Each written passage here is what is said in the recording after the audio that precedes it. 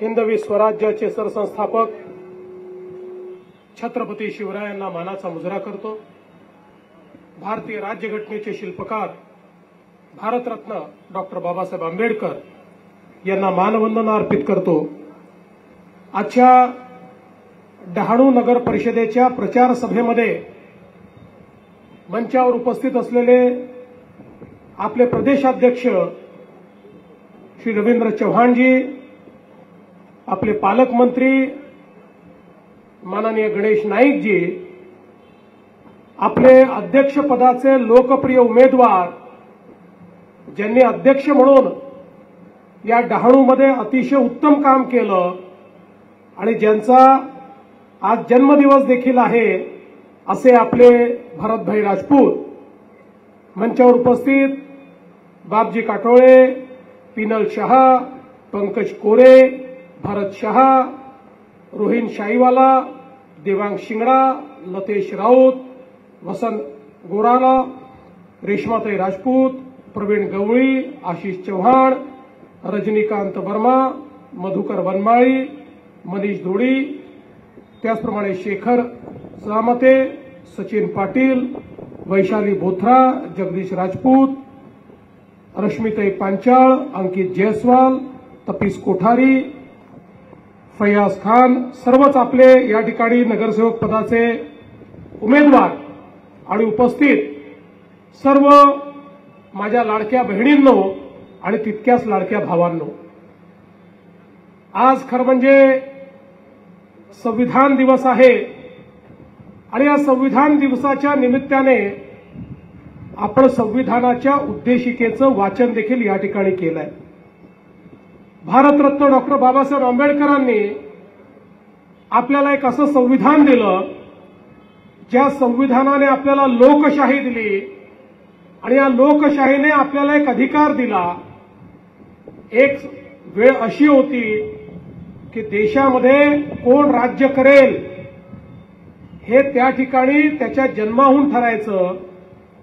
आपल्या देशामध्ये देशाचा राजा हा राणीच्या पोटी जन्माला यायचा, राणी ज्याला जन्म द्यायची तो देशाचा राजा व्हायचा। पण भारतरत्न डॉक्टर बाबासाहेब आंबेडकरांनी अशा प्रकारचं संविधान आपल्याला दिलं की आता आपल्या देशाचा राजा किंवा आपल्याकडे राज्य करते आता राणीच्या पोटातून जन्म घेत नाही तर ते मताच्या पेटीतून जन्म घेतात।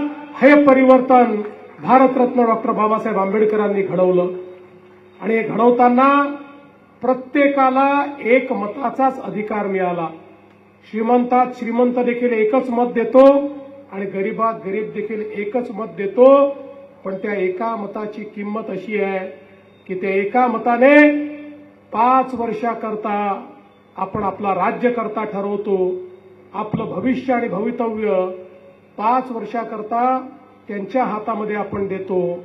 आपल्या राज्याचं, आपल्या देशाचं, आपल्या शहराचं कल्याण झालं पाहिजे की आपल्या विकासाला खीळ बसली पाहिजे, अशा गोष्टीचा निर्णय करणारी ही निवडणूक असते। आणि म्हणून आज ज्यावेळी मी या ठिकाणी या निवडणुकीच्या प्रचार सभेला आलो त्यावेळी काही माध्यमांनी मला विचारलं, तुम्ही डहाणूला चाललात, डहाणूमध्ये तुमच्या विरुद्ध सगळे एकत्रित झाले आहेत, तुमच्या उमेदवारावर, तुमच्या पक्षावर खूप टीका टिप्पणी त्या ठिकाणी झाली आहे, आता तुम्हाला उत्तर द्यायची संधी मिळाली आहे, आता तुम्ही जोरदार उत्तर देणार आहात का? मी त्यांना सांगितलं, मी सभेला चाललोय, मी विचार मांडायला चाललोय, मी मुशायऱ्याला चाललो नाहीये। मुशायऱ्यामध्ये इकडनं एक सवाल होतो, तिकडनं एक जबाब होतो, अशा मुशायऱ्याला मी चाललेलो नाहीये। मी कोणावरही टीका टिप्पणी करण्याकरता आलेलो नाही। आम्ही काय करणार आहोत हे सांगण्याकरता आलोय, आम्ही काय केलंय हे दाखवण्याकरता आलोय। याचं कारण देशाचे प्रधानमंत्री, आमचे नेते माननीय नरेंद्र मोदीजी यांच्या नेतृत्वामध्ये 2014 नंतर या भारतामध्ये जे परिवर्तन झालं तेच परिवर्तन या महाराष्ट्रामध्ये त्यांच्या नेतृत्वात आम्ही देखील सुरू केलं। मध्यंतरी काही काळ त्याला खीळ बसली असेल, पण पुन्हा एकदा आपल्याच आशीर्वादाने नव्या जोमाने आपण हे परिवर्तन सुरू केलेलं आहे आणि मला विश्वास आहे की जोपर्यंत प्रत्येक शहरापर्यंत आणि गावापर्यंत हे परिवर्तन पोचत नाही तोपर्यंत आपलं काम पूर्ण होणार नाही। आज आपण लक्षात घ्या, आपल्या देशामध्ये अनेक वर्षापर्यंत आपण शहरीकरणाला त्या ठिकाणी शिव्याशाप द्यायचो। भारत गावांमध्ये राहतो, गावाचा विकास झाला पाहिजे ही भूमिका योग्यच होती, आजही आपली ती भूमिका आहे। पण त्याच वेळी आपल्या राज्यकर्त्यांनी याकडे दुर्लक्ष केलं की गावातनं लोक शहरात येत आहेत, अन्न वस्त्र निवारा शिक्षण आरोग्य रोजगार याकरता गावातनं लोक शहरात यायला लागले, पण आपण शहरांचं नियोजन केलं नाही, त्यामुळे लोकांना राहायला जागा नव्हती, झोपडपट्ट्या झाल्या, अतिक्रमण झाली, पिण्याच्या पाण्याची समस्या निर्माण झाली, गटारींची समस्या निर्माण झाली, सांडपाणी घाण पाणी नदी नाल्यांमध्ये जायला लागलं, आपलं आरोग्य त्या ठिकाणी खराब व्हायला लागलं, घनकचरा वाढला, त्याच्यावर कुठल्याही प्रकारची प्रक्रिया न झाल्यामुळे जागोजागी आपल्याला कचऱ्याचे ढीग दिसायला लागले आणि एकूणच शहरांमध्ये एक बकालपणा आपल्याला पाहायला मिळाला। पहिल्यांदा या देशामध्ये माननीय प्रधानमंत्री नरेंद्र मोदीजींनी 2014 साली सांगितलं की गावांवर तर लक्ष दिलंच पाहिजे, पण त्यासोबत शहरांकडे लक्ष दिलं पाहिजे। शहरीकरणाला अभिशाप समजू नका, शहरीकरणाला एक संधी समजा, कारण याच शहरामध्ये 65% जीडीपी तयार होतो, रोजगाराची संधी तयार होते। ही शहरं जर आपण चांगली केली तर आपल्याला लोकांचं जीवनमान उंचवता येईल। आणि म्हणून मोदीजींनी पहिल्यांदा देश पातळीवर अमृतसारखी योजना, स्मार्ट सिटी सारखी योजना, शहराकरता लाखो कोटी रुपयाचं बजेट हे मोदीजींनी तयार केलं। आज गेल्या 10 वर्षामध्ये आपल्या राज्यामध्ये अनेक ठिकाणी पिण्याच्या पाण्याच्या योजना चालल्या आहेत, भुयारी गटाराच्या योजना चालल्या आहेत, रस्त्याच्या योजना चालल्या आहेत। या सगळ्या योजना कुठून होत आहेत? माननीय मोदी साहेबांनी तयार केलेल्या अमृतच्या योजनेतनं 30, 35, 40 हजार कोटी रुपये या महाराष्ट्राला मिळाले आणि तेच तुमचे पैसे तुमच्यापर्यंत आणून तुमचा विकास करण्याचा प्रयत्न हा आमच्या माध्यमातून या ठिकाणी चाललेला आहे। आणि म्हणून आज आपण महाराष्ट्राचा विचार केला, महाराष्ट्रातली 50% जनता 6-6.5 कोटी लोक 40,000 गावांमध्ये राहतात, पण तेवढेच 6-6.5 कोटी लोक केवळ डहाणू सारख्या 400 शहरांमध्ये राहतात। या 400 शहरांमध्ये त्या ठिकाणी शिक्षण आरोग्य रोजगार, त्या ठिकाणी अन्न वस्त्र निवारा, त्या ठिकाणी पिण्याचं पाणी, त्या ठिकाणी दिवाबत्तीची सेवा, घनकचऱ्याचं व्यवस्थापन, सांडपाण्याचं व्यवस्थापन, या सगळ्या गोष्टी जर आपण केल्या तर खऱ्या अर्थानं ही शहरं बदलतील आणि या 50% जनतेचं जीवनमान आपल्याला उंच करता येईल। आणि म्हणून या सगळ्या विकासाची ब्लूप्रिंट तयार करून त्याचं नियोजन तयार करून आम्ही आपल्या पुढे आलो।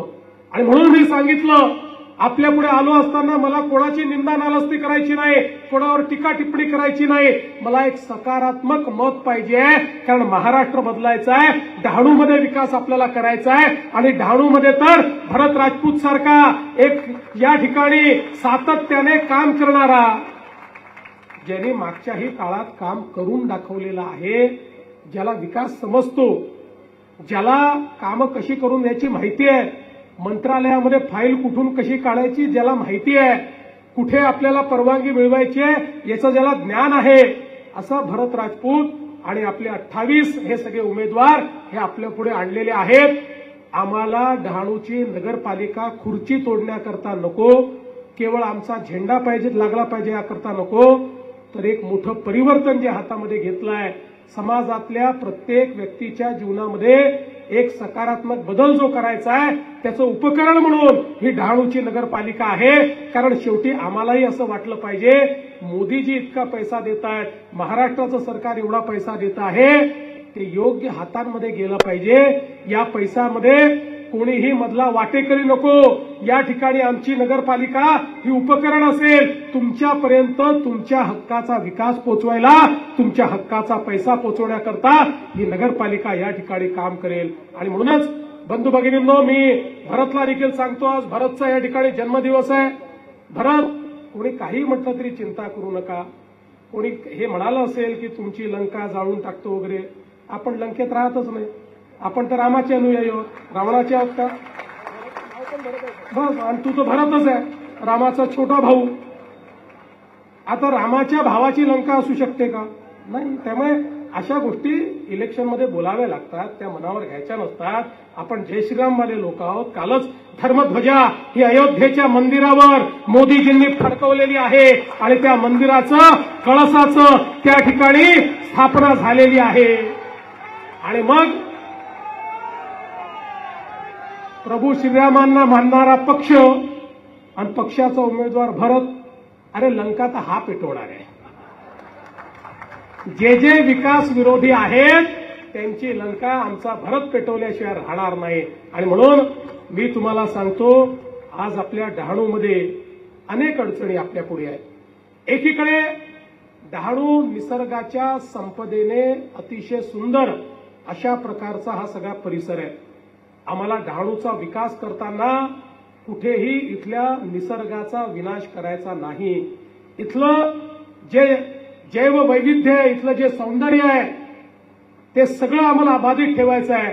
पण त्याचवेळी या सौंदर्याचा बागुलबुवा करून डहाणूचा जो विकास थांबलेला आहे त्याकरता आम्हाला अतिशय शाश्वत आणि सस्टेनेबल अशा प्रकारचे या ठिकाणी डेव्हलपमेंट कंट्रोल रूल्स तयार करून आणि यूडीसीपीआर सारख्या ज्या काही आपल्या योजना आहेत त्या या ठिकाणी लागू करून डहाणूचा खुंटलेला आणि थांबलेला विकास हा आपल्याला निश्चितपणे सुरू करायचा आहे. आणि त्याकरता आम्ही एक मोठं अभियान हातामध्ये घेणार आहोत. आज आपल्याला माहिती आहे की 91चं नोटिफिकेशन, आज 91 आणि 2026 याच्यामध्ये खूप अंतर आलेलं आहे. आज मॉनिटरिंगच्या सिस्टीम वाढलेल्या आहेत, आज संवर्धनाच्या पद्धती बदललेल्या आहेत. त्यामुळे याचं एकदा पुन्हा योग्य प्रकारे पडताळणी करून कुठेही निसर्गाशी कॉम्प्रोमाइज न करता त्या ठिकाणी त्याचं सगळं संवर्धन करून, पण डहाणूतल्या सामान्य माणसालाही श्वास घेता आला पाहिजे, स्वतःच्या घरात राहता आलं पाहिजे, त्याला देखील आपलं घर बांधता आलं पाहिजे, ज्यांची अतिक्रमण आहेत ती नियमित करता आली पाहिजे, या ठिकाणीही चांगला विकास झाला पाहिजे, अशा प्रकारचा आमचा प्रयत्न आहे. आणि म्हणून आज डहाणूमध्ये या सगळ्या गोष्टी आपल्याला करायच्या आहेत. संपूर्ण डहाणूमध्ये भुयारी गटाराची योजना आपल्याला करायची आहे. कारण मोदीजींनी सांगितलं नुसती भुयारी गटाराची योजना करून थांबायचं नाहीये, तर त्यातलं जे सांडपाणी आहे त्याच्यावर प्रक्रिया करून आपल्या नदी नाल्यात, खाडीमध्ये, समुद्रामध्ये कुठेही घाण पाणी जाणार नाही.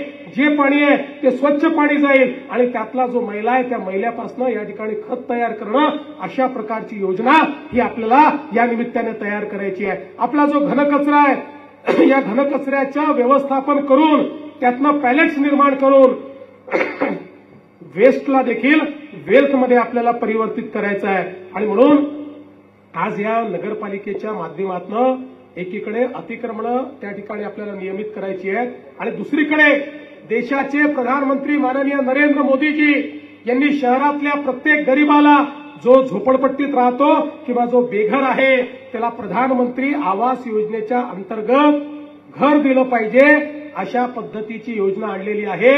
ही योजना ही आपल्या डहाणूमध्ये अत्यंत ताकदीनं आपल्याला या ठिकाणी लागू करायची आहे. आणि म्हणून मी आपल्याला एवढंच निवेदन करण्याकरता आलोय. आपण वेगवेगळ्या या ठिकाणी मागण्या मला दिलेल्या आहेत. भरतजी चिंता करू नका, आपले या ठिकाणी पालकमंत्री आहेत, आपले रवीजी आहेत आणि मी आहे. आम्ही पूर्ण ताकदीनं खंबीरपणे तुमच्या पाठीशी उभा आहोत आणि हे सगळं आम्ही करून दाखवू. आपल्याला माहिती आहे आम्ही जे बोलतो ते करतो. ज्यावेळी आमचं सरकार आलं, मी मुख्यमंत्री झालो, तर अनेक लोक असं म्हणायचे आता यांचं सरकार आलं, आता लाडकी बहीण योजना बंद होणार. आता आमचं सरकार येऊन 1 वर्ष झालं, लाडकी बहीण योजना सुरूच आहे. आणि बहिणींनो, जोपर्यंत तुमचा देवाभाऊ मुख्यमंत्री आहे लाडकी बहीण योजना कोणीच बंद करू शकत नाही, कधीच बंद होऊ शकत नाही जोपर्यंत देवाभाऊ आहे. देवाभाऊ तुम्हाला लाडक्या बहिणीचे पैसे देणार म्हणजे देणारच, हे तुम्हाला सांगण्याकरता या ठिकाणी मी आलेलो आहे. आणि एवढंच नाही तर जे आम्ही आश्वासनं दिली, शेतकऱ्यांना आम्ही आश्वासनं दिली, त्या ठिकाणी वीज मोफत देण्याची आमचं आश्वासन लागू आहे, 6,000 रुपये देण्याचं आमचं आश्वासन या ठिकाणी लागू आहे. आणि पुढच्या काळामध्ये मोठ्या प्रमाणामध्ये आपल्याला या भागामध्ये एपीएमसीचं निर्माण देखील करायचं आहे. आणि खऱ्या अर्थानं आता तर आमचा पालघर जिल्हा फळ आणि भाजी या संदर्भात एक मोठी बाजारपेठ होतो आहे. आमच्या भरतनी तर चिकूच्या एक्सपोर्ट करता खूप चांगल्या पद्धतीनं त्या ठिकाणी प्रयत्न केला. आणि चिकूच्या संदर्भात आपल्याला माहिती आहे उद्धवजी ठाकरे होते त्यावेळी त्या ठिकाणी जी फळपीक विमा योजना होती त्याच्यामध्ये 21,000 रुपये त्याचा हप्ता झाला होता. पण आमच्या विधानसभेमध्ये आपलं सरकार आल्यानंतर त्या ठिकाणी तो प्रश्न आम्ही सोडवला आणि पुन्हा 3,000 रुपयांवर तो विषय त्या ठिकाणी आणला. आणि आमच्या या चिकूच्या बागायतदारांना त्या ठिकाणी आम्ही आमच्या चौधरीताईंनी देखील त्याकरता एक मोठं योगदान त्याच्यामध्ये दिलं. आणि म्हणून बंधू भगिनींनो, काळजी करण्याचं कारण नाहीये. मी तुम्हाला हे सांगण्याकरता आलो आहे, तुम्ही केवळ भरतला निवडून द्या, ही नगरपालिका हातामध्ये द्या, अख्खं महाराष्ट्राचं सरकार मी त्याच्या पाठीशी उभं करेन, पूर्ण ताकदीनं उभी करेन. याचं कारण डहाणू हे भविष्यातलं शहर आहे. आपल्याला माहिती आहे आता आपण वाढवण बंदर करायला घेतलेला आहे. आणि वाढवण बंदर करताना एक गोष्ट मी निक्षून सांगितलेली आहे, काहीही झालं तरी भूमिपुत्रांना रोजगार मिळेल. 10 लाख रोजगार त्या ठिकाणी तयार करणार आहोत आणि तो रोजगार भूमिपुत्रांना आम्ही देणार आहोत. आणि जर भूमिपुत्रांचा रोजगार त्या ठिकाणून कोणी काढण्याचा प्रयत्न केला, या पालघर जिल्ह्याच्या आमच्या भूमिपुत्रांना, या डहाणूच्या आमच्या भूमिपुत्रांना जर त्या ठिकाणून कोणी वंचित करण्याचा प्रयत्न केला तर हा देवाभाऊ त्या ठिकाणी जाऊन त्या ठिकाणी स्पष्टपणे सांगेल हे चालणार नाही. आणि भूमिपुत्रांना रोजगार दिल्याशिवाय आपल्याला थांबायचं नाहीये. आज आपल्याला माहिती आहे इतक्या मोठ्या प्रमाणात आपण एअरपोर्टचं काम त्या ठिकाणी सुरू करणार आहोत. एक नवीन मुंबई आपल्याला तयार करायची आहे. पुढच्या काळामध्ये हा सगळा भाग एक पर्यटनाकरता अत्यंत सुंदर अशा प्रकारचा भाग आपल्याला तयार करायचा आहे. पण या सगळ्या गोष्टी करायच्या असतील तर आपल्याला आमचं म्हणणं ऐकणारा अशा प्रकारचा नगराध्यक्ष द्यावा लागेल की जो मोदीजींनी जो संदेश दिलेला आहे, मोदीजींनी विकासाचा जो काही ब्ल्यूप्रिंट तयार केलेला आहे, आराखडा तयार केला आहे, त्या आराखड्याला अस्तित्वात आणणारा अशा प्रकारचा आमचा भरत राजपूत. मी तुम्हाला विनंती करतो, तुमचा आशीर्वाद भरतच्या पाठीशी, या सगळ्या उभ्या सगळे नगरसेवक पदाचे उमेदवार त्या सगळ्या नगरसेवकांच्या पाठीशी आपण उभा करावा आणि डहाणूला या ठिकाणी पुढे नेण्याचं काम आम्ही करू. 2 तारखेला कमळाची चिंता तुम्ही करा, त्यानंतर 5 वर्ष तुमची चिंता आम्ही करू, एवढंच या ठिकाणी सांगतो आणि माझं बोलणं संपवतो. जय हिंद, जय महाराष्ट्र, भारत माता की.